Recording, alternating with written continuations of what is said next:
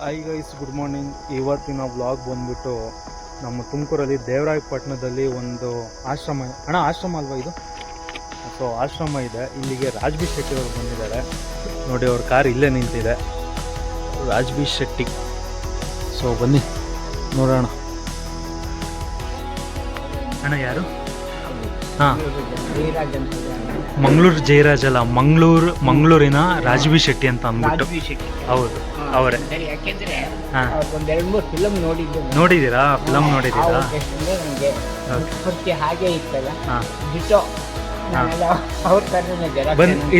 ಬನ್ನಿ ಇಲ್ಲಿ ಕೂತ್ಕೊಳ್ಳಿ, ಇಲ್ಲಿ ಮಾತಾಡಿ.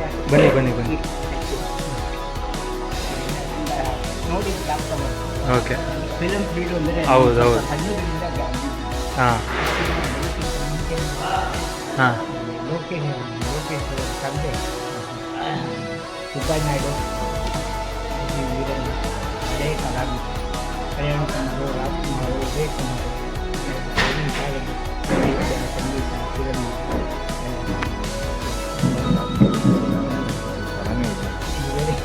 ಹಾಗೆ ಈ ರಾಜ್ಕುಮಾರ್ ಇದ್ದಾಗ ಎಷ್ಟು ಬಂದಿದೆ ಸ್ವಲ್ಪ ಹಾಗೆ ಕಾಣ್ತು. ಅವರು ಎಲ್ಲದನ್ನು ಆಡಿ ದೇವರು ಆಯಸ್ಸು ಆರೋಗ್ಯ ಕೊಟ್ಟು ಕಾಪಾಡಲಿ. ಚೆನ್ನಾಗಿದೆ. ನಿಮ್ಮ ಅನಿಸಿಕೆ ಒಳ್ಳೆಯದು, ನಮ್ಮ ಹಾರೈಕೆ. ಅದು ನಮ್ಮಂಥವ್ರನ್ನ ನೆನೆಸಿ ಬಂದಿದ್ದೆಲ್ಲ ಹುಡಿಕೊಂಡು ಅದು ಗ್ರೇಟ್. ಇದು ಒಳ್ಳೆ ಮೆಂಟಾಲಿಟಿ.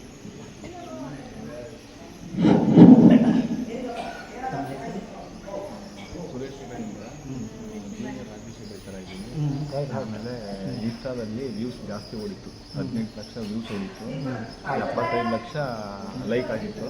ಅದಕ್ಕೆ ನಾವು ಸ್ವೀಟ್ ಕೊಡೋಣ ಅಂತ ಇದ್ದೆ. ಅದು ಬೇಡ, ವೃದ್ಧಾಶ್ರಮ ಕೊಡೋಣ, ತಂದೆ ತಾಯಿಯರ ಆಶೀರ್ವಾದ ಪಡೆಯೋಣ, ಅವ್ರಿಗೊಂದು ಚಿಕ್ಕದಾಗಿ ಒಂದು ಊಟ ಹಾಕೋಣ ಅಂತ ಹೇಳಿ ಬಂದಿದ್ದೀವಿ. ಆಯಿತು, ಒಳ್ಳೆ ಮೆಂಟಾಲಿಟಿ, ಗ್ರೇಟ್ ಮೆಂಟಾಲಿಟಿ. ಆತ್ಮೀಯ ಬಂಧುಗಳೇ, ನಮ್ಮ ಶಾರದಾಂಬ ಟ್ರಸ್ಟ್ನಲ್ಲಿರ್ತಕ್ಕಂಥ ಮಾತೆಯರು ಹಾಗೂ ಪುರುಷವರ್ಗದಲ್ಲಿರ್ತಕ್ಕಂಥ ಗಂಡಸರು ಅಂದರೆ ಪುರುಷರು, ಇವರೆಲ್ಲರಿಗೂ ಇವತ್ತೊಂದು ಅತಿಶಯವಾದ ಒಬ್ಬ ವ್ಯಕ್ತಿ ನಾವು ನೋಡ್ತಾ ಇದ್ದೇವೆ. ಅತಿಶಯ ಅಂದರೆ ಸಿನಿಮಾ ಫೀಲ್ಡಲ್ಲಿ ಅವ್ರ ಥರನೇ ಇರುವ ರಾಜ್ ಬಿ ಶೆಟ್ಟಿಯವರ ಥರನೇ ಇರುವಂಥ ಸುರೇಶ್ ಶೆಟ್ಟಿಯವರು ನಮ್ಮ ಆಶ್ರಮಕ್ಕೆ ಬಂದು ನಮಗೆಲ್ಲ ಸಂತೋಷ ವ್ಯಕ್ತಪಡಿಸಿದ್ದಾರೆ. ಸಂತೋಷಪಡೋಕ್ಕೆ ದಾರಿಯಾಗಿದೆ. ಆಮೇಲೆ ಅವರಿಗೆ, ಅವರ ವಂಶಕ್ಕೆ, ಅವರ ಮನೆಗೆ, ಅವರ ತಂದೆ ತಾಯಿಗೆ ಏನಾದರೂ ದೇವರು ಆಯಸ್ಸು ಆರೋಗ್ಯ ಕೊಟ್ಟು ಅವರ ವಂಶಕ್ಕೆ ಎಲ್ಲ ಥರದಲ್ಲೂ ಒಳ್ಳೆಯದಾಗಿ ಅಂತ ನಮ್ಮ ಶಾರದಾಂಬ ಟ್ರಸ್ಟ್ ಪರವಾಗಿ ಹಾಗೂ ನಿಮ್ಮೆಲ್ಲರ ಪರವಾಗಿ ನಾನು ಅವರಿಗೆ ಶುಭ ಕೋರ್ತೀನಿ.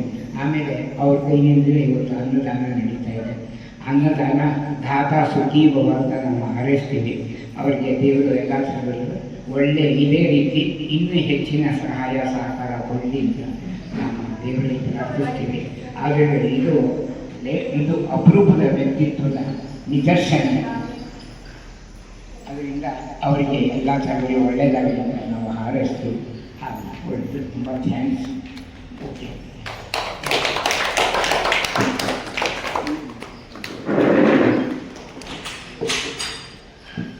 ಇದೆಲ್ಲ ತಂದೆ ತಾಯಿಗಳಿಗೆ, ಅಕ್ಕ ತಂಗಿಯರಿಗೆ ನನ್ನ ನಮಸ್ಕಾರಗಳು. ಏನಿಲ್ಲ, ನಾನು ತುಮಕೂರು ಮನೆ. ನನ್ನ ಹೆಸರು ಸುರೇಶ್ ಶೆಟ್ಟಿ ಅಂತ. ರಾಜ್ ಬಿ ಶೆಟ್ಟಿ ಸರ್ ಥರ ಇರೋದ್ರಿಂದ ಓದಿಗೆ ದೇವರು ನನಗೆ ರೂಪ ಕೊಟ್ಟಿದ್ದಾನೆ. ನನ್ನ ಪುಣ್ಯ ಭಾಗ್ಯ ಅಂತ ತಿಳ್ಕೊತೀನಿ. ನನಗೆ ಈ ಇನ್ಸ್ಟಾಗ್ರಾಮ್ನಲ್ಲಿ 18 ಲಕ್ಷ ವ್ಯೂಸು, 75 ಲಕ್ಷ ಲೈಕ್ಸ್ ಬಂದಿತ್ತು. ಅದಕ್ಕೆ 10 ಲಕ್ಷಕ್ಕೆ ಎಲ್ಲರೂ ಒಂದು ಸೆಲೆಬ್ರೇಷನ್ ಮಾಡ್ತಾರೆ. ಅದಕ್ಕೆ ನಾನು ಫ್ರೆಂಡ್ಸ್ಗೆ ಸ್ವೀಟ್ ಕೊಡೋಣ ಅಂತ ಇದ್ದೆ. ಬೇಡ, ವೃದ್ಧಾಶ್ರಮಕ್ಕೆ ಹೋಗೋಣ, ಅಲ್ಲಿ ತಂದೆ ತಾಯಿಯರ ಆಶೀರ್ವಾದ ಪಡೆಯೋಣ, ಅವ್ರಿಗೂ ನಮ್ಮ ಕಡೆಯಿಂದ ಒಂದು ಚಿಕ್ಕದಾಗಿ ಒಂದು ಅನ್ನದಾನ ಮಾಡೋಣ ಅಂತ ಹೇಳಿ ಆಸೆ ಪಟ್ಟು ಇವತ್ತಿಗೆ ಬಂದಿದ್ದೀವಿ. ತಮ್ಮೆಲ್ಲರ ಆಶೀರ್ವಾದ ಇರಲಿ ಅಂತ ತಂದೆ ತಾಯಿ ಬೇಡ್ಕೊತೀವಿ.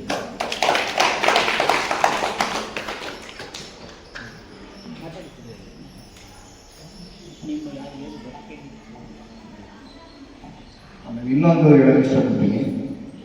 ದಯವಿಟ್ಟು ಯಾರೇ ಆಗಿರಲಿ, ಮಕ್ಕಳಾಗಲಿ ಯಾರೇ ಆಗಿರಲಿ, ಅವರ ತಂದೆ ತಾಯಿನ ಅವ್ರನ್ನ ನೋಡ್ಕೊಂಡ್ರೆ ಅವರಂಥ ಭಾಗ್ಯಶಾಲಿ ಪ್ರಪಂಚದಲ್ಲಿ ಯಾರೂ ಇಲ್ಲ.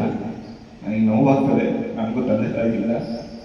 ನನ್ನ ತಾಯಿ ತಂದೆ ಇಲ್ಲಿದ್ದ ಕಾರಣಕ್ಕೆ ನನ್ನ ಇವತ್ತು ಕರ್ನಾಟಕ ತುಂಬ ನಾನು ವೈರಲಾಗ ಕಾರಣ ಗೀತಾ ಶಿವರಾಜ್ ಕುಮಾರ್ ಅವರ ಆಶೀರ್ವಾದದಿಂದ ಇವತ್ತು ಕರ್ನಾಟಕ ತುಂಬ ಜೊತೆ ರಾಜು ಶೆಟ್ಟಿ ಅಂತ ವೈರಲ್ ಆಗಿದ್ದೀನಿ. ಅವ್ರ ಗೀತಾ ಮೂಲಕ ನಾನು ತಾಯಿ ಅಂತ ಸ್ವೀಕರಿಸ್ತೀನಿ.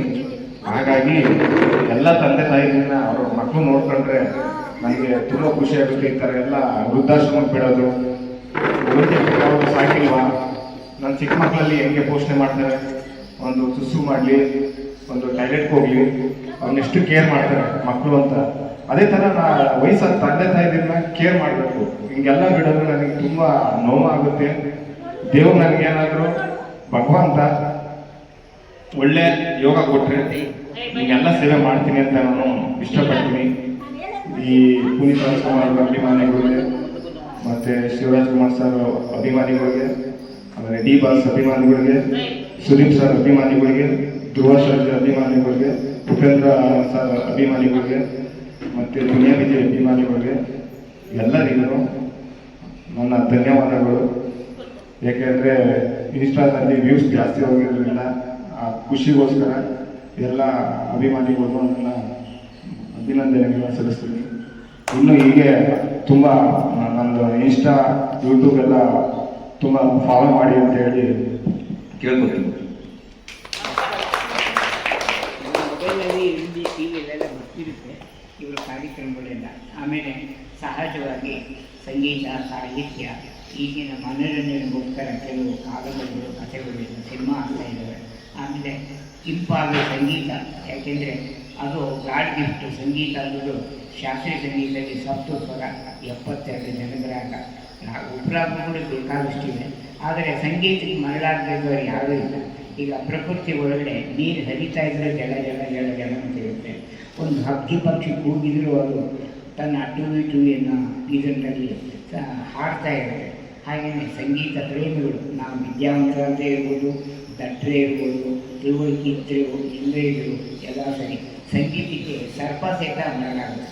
ಅದರಿಂದ ಸಂಗೀತ ಆಲಿಸಿ ಒಳ್ಳೆಯ ಸಾಹಿತ್ಯ ಕಣ್ಣು ಚೆನ್ನಾಗಿ ಕಂಡ್ರೆ ಓದಿ ಬರೀರಿ. ಏನು ಮನುಷ್ಯರ ಬದುಕಿ, ಸ್ವಾಮಿಗಳಾಗಬೇಡಿ, ದೇವರಾಗಬೇಡಿ, ರಾಕ್ಷಸರಾಗಬೇಡಿ, ಮನುಷ್ಯರ ಬದುಕೋಣ. ನಮ್ಮಂಥವ್ರಿಗೆ ದೇವರು ಅಂದರೆ ಪ್ರೇರಣಾ ಶಕ್ತಿ. ಆ ಪ್ರೇರಣಾ ಶಕ್ತಿ ನಮಗೇನಿದೆ, ನಮ್ಗೆ ಯಾವ ಟೈಮ್ಗೆ ಯಾರಿಂದ ಏನು ಸಹಾಯ ಬೇಕು ಅನ್ನೋದನ್ನು ನಾವು ವೃದ್ಧಾಶ್ರಮದಲ್ಲಿದ್ದರೂ ಅನಾಥಾಶ್ರಮದಲ್ಲಿದ್ದರೂ ಆ ಟೈಮಿಗೆ ಸರಿಯಾಗಿ ನೋಡಿ. ನಮ್ಮ ಯಶೋಧನವರ ಇದು 18-19 ವರ್ಷದಿಂದ ಅವರ ದಾರಿ ನಾವು ಇಟ್ಕೊಂಡಿದ್ವಿ. ಅವ್ರ ಯೋಗ ನಮಗೂ ನಡೀತಾ ಇದೆ. ನಾವೇನು ಉಪವಾಸ ಇಲ್ಲ, ಉಣ್ಣಿಕೆ ಉಳಿಕೆ ನಮಗೆ ಈ ಶಾರದಾಂಬ ಟ್ರಸ್ಟಲ್ಲಿ ಇಲ್ಲ. ದೇವರ ಕೈಗೆ ಸರಿಯಾಗಿ ಯಾರು ನಮಗೆ ಇಲ್ಲಿ ಕಳಿಸಿರ್ತಾನೆ. ನಾವು ಅವ್ರ ಕೈಯಿಂದ ಅನ್ನ ತಿಂದು ಅವ್ರಿಗೆ ಒಳ್ಳೆಯದಾಗಲಿ, ಅವ್ರ ವಂಶಕ್ಕೆ ಒಳ್ಳೆಯದಾಗಲಿ ಅಂತ ಹಾರೈಸ್ತೀವಿ. ಯಾಕೆಂದರೆ ಸಾಮಾನ್ಯವಾಗಿ 2 ದಿವಸ ನಮ್ಮ ಹಣೆ ಬಳಿಕೆ ನಾವು ಇಂಥ ಟ್ರಸ್ಟ್ಗಳನ್ನ ನಡೆಸೋದು ಕಷ್ಟ ಇದೆ. ಅವರು 18-19 ವರ್ಷದಿಂದ ಮಾಡಿದಾರಲ್ಲ, ನಮ್ಮ ಭಾಗಕ್ಕೆ ಶರಣರ ಕಾಲದಲ್ಲಿ 12ನೇ ಶತಮಾನದಲ್ಲಿ ಅಕ್ಕಮಾದೇವಿ, ಹೇಮರೆಡ್ಡಿ ಮಲ್ಲಮ್ಮ, ನಂಬೇಕ, ಆಯುಧಕ್ಕೆ ಮಾರಮ್ಮ ಇಂಥ ಎಲ್ಲ ಮಹಾನೀಯರು ಇದ್ದರು. ಯಾವ ಕುಲದಲ್ಲೇ ಹುಟ್ಟಿ ಜಾತಿ ಮತ್ತು ಮುಖ್ಯ ಅಲ್ಲ. ಸ್ವಾಮಿಗಳಾಗೋದು ಬೇಡ, ದೇವತೆ ಆಗೋದು ಬೇಡ, ದೇವರಾಗೋದು ಬೇಡ, ರಾಕ್ಷಸರಾಗೋದು ಬೇಡ, ಮನುಷ್ಯರ ಬದುಕಿ ಅರ್ಥ ಮಾಡ್ಕೊಳ್ಳಿ. ಇನ್ನೊಬ್ಬರಿಗೆ ನಮ್ಮಿಂದ ತೊಂದರೆ ಆಗಬಾರ್ದು. ಕಳ್ತನ, ಸುಳ್ಳು, ಮೋಸ, ವಂಚನೆ ಬಿಟ್ಟು ಮನುಷ್ಯರ ಬದುಕೋಣ ಬಿಟ್ಟರೆ ನನ್ನ 2 ಮಾತು. ನನ್ನ ಮಾತಿಂದ ನಿಮಗೆ ಏನಾದ್ರು ಮುಳ್ಳು ಚುಚ್ಚಿದಂಗಾಗಿದೆ, ದಯವಿಟ್ಟು ಕ್ಷಮೆ ಇದೆ.